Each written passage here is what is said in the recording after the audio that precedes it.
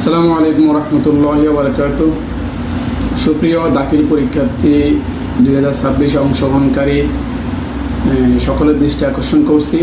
আজকে আমি দাখিল পরীক্ষা আসা খুবই একটি গুরুত্বপূর্ণ বিষয়, সেটি হলো তারকিব অংশ থেকে আলোচনা করব।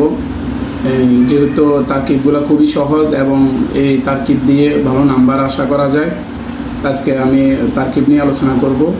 শুরুতে একটি তারকিব করব, সেটি হলো আল্লাহু ওয়াহিদুন।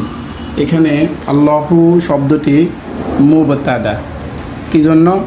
এটি এসএম এবং মারেফা।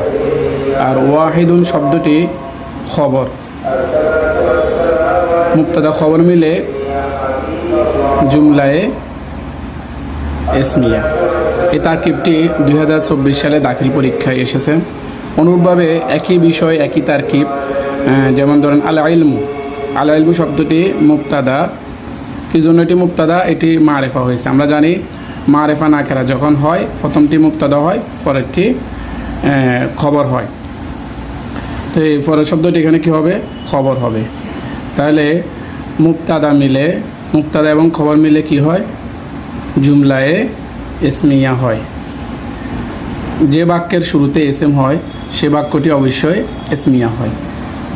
আর আমরা একটু জুমলায় ফেলিয়ে করি। এই হাফিজা শব্দটি হলো ফাইল, এটার ফাইল হলো আহমদ শব্দটি ফাইল, আর আল কোরআন শব্দটি মাফউলে বিহি।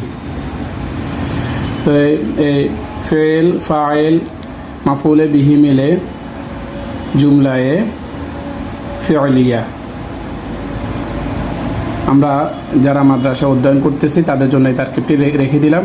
আপনারা এই তারকিবটি করে কমেন্টসে জানাবেন এটি কি জুমলায় ফেলিয়া হয়েছে নাকি জুমলায় ইসমিয়া হয়েছে।